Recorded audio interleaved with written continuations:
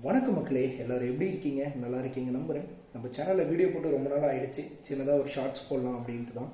நம்ம கோபம் அப்படின்ற ஒரு விஷயத்த ஒரு பெரிய கவசமாக யூஸ் பண்ணிகிட்ருக்கோம். நீங்கள் நல்லா யோசிச்சு பாருங்களேன். நம்ம யாருக்கிட்ட அதிகமாக கோபத்தை காட்டுறோன்னா, நமக்கு யாரை ரொம்ப பிடிச்சிருக்கோ அவங்கக்கிட்ட மட்டும்தான் அந்த கோபத்தை காட்டுவோம். அந்த கோபம் எதுக்காக நீங்கள் காட்டுறீங்க? கொஞ்சம் யோசிச்சு பார்த்தீங்கன்னா தெரியும். அவங்க நம்மளை புரிஞ்சிக்கல அப்படின்னு சொல்லி தான் நீங்கள் காட்டுறீங்க. நீங்கள் கோபத்தை காமிச்சா மட்டும் புரிஞ்சுக்காங்களா? கண்டிப்பாக புரிஞ்சிக்க மாட்டாங்க. அது உங்கள் மேலே வெறுப்பை மட்டும்தான் உண்டாகும். அவங்க புரிஞ்சுக்கணும்னு நீங்கள் நினச்சிங்கன்னா ஒன்று அவங்களுக்கு புரிகிற மாதிரி எக்ஸ்பிளைன் பண்ணுங்கள். அவங்களுக்கு புரிகிற மாதிரி நீங்கள் நடந்துக்கிட்டாலே கண்டிப்பாக புரிஞ்சுக்கணும். அப்படி இல்லையா, ஒரே ஒரு விஷயந்தான், அந்த இடத்த கோபம் வருதா தவிர்த்துட்டு போயிருங்க. ஏன் சொல்கிறேன்னா, நாளைக்கு ஒரு உதாரணத்துக்கு சொல்கிறேனே, நாளைக்கு ஒரு 5 வேலை செய்யணும்னு நீங்கள் பிளான் பண்ணி வச்சுருக்கீங்க. இன்றைக்கி நைட்டு அந்த கோவன்ற ஒரு விஷயம் உங்களை என்ன பண்ணணும்னா, நாளைக்கு பண்ண வேண்டிய ஒரு விஷயத்தை கூட ஒழுங்காக பண்ண முடியாது. மேபி நீங்கள் 5 வேலையும் முடிச்சிருக்கலாம்.